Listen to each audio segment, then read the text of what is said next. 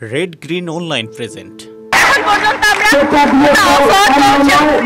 আমরা হইনি, সেজন্য আমরা কোটা চাই না একেবারে টোটালি। ৫৫% কোটা থাকলে কি সমস্যা হবে দেশে? সামান্য পার্সেন্ট যারা পিছিয়ে পড়ে আছে তাদের জন্য ঠিকঠাক আছে, কিন্তু 30% পুরো মুক্তিযোদ্ধাদের দেওয়া এটা সেই পাকিস্তানি আমলের মতো হয়ে যাচ্ছে। টোটালি একটা নির্দিষ্ট মানুষ সবকিছু পাচ্ছে, কিন্তু সাধারণ মানুষের উপর হিসাব করা হচ্ছে। আর সাধারণ মানুষ থেকে প্রত্যেকবার মুক্তিযোদ্ধারা সাধারণ মানুষ থেকে উঠে আসা। আপনি তো পারেন যে বাইরে চলে যাওয়ার জন্য আপনারা আন্দোলন করতে হয়তো বাইরে চলে যাওয়ারও চান্স থাকতে পারে, কিন্তু এখানে আমার ফ্রেন্ডরা সবাই এখানে সরকারি যারা চাকরি করবে তাদের জন্য হলেও আমি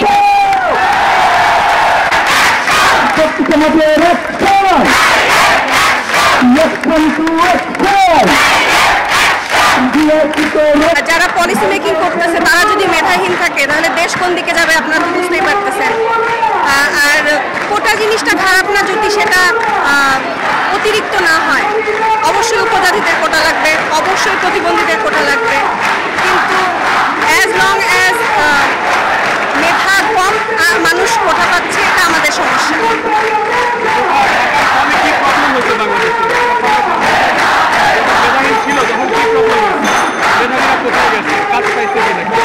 ব্রেইন দেশের বাইরে চলে যাচ্ছে মেধাবীরা, কারণ আপনি 48 বা 44% মধ্যে আপনাকে ফাইট করতে হচ্ছে। যাদের কোটা নাই তারা ফাইট কতক্ষণ করবে? 30 বছরের পরে ফাইট করার তাদের সুযোগ নাই। এর থেকে তারা 25 বছর থেকে বাইরে যাওয়ার ট্রাই করবে।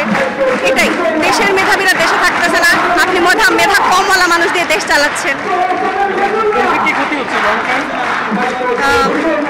অফকোর্স শর্ট টাইম ক্ষতি তো হচ্ছেই, এছাড়া লং টাইমের মধ্যে দেখেন সিদ্ধান্ত নিচ্ছে যারা, তারা যদি মেধা যুক্ত না হয়, মেধাহীন মানুষের সিদ্ধান্ত নিয়ে তো বেশি দূর আগানো যায় না। এছাড়া আপনি এই জিনিসটা বহাল থাকছে এটা মিন করেই যে যারা ডিসিশন নিচ্ছে তারা এটার পক্ষে বা বায়াস হয়ে যাচ্ছে জিনিসটা, যেটা তো সাধারণ ছাত্রদের জন্য খুবই ক্ষতিকর। সরকারিতে পড়ার কোনো আগ্রহ থাকবে না চান্স পাওয়ার ক্ষেত্রে, অ্যাডমিশনের ক্ষেত্রে প্রাইভেটেই ভর্তি হবে, সরকারের কোনো লাভ হচ্ছে না।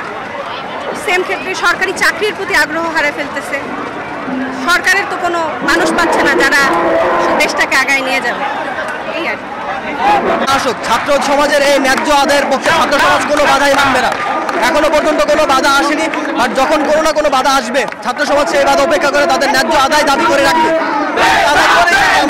এটাই ছাত্র সমাজের আমাদের মূল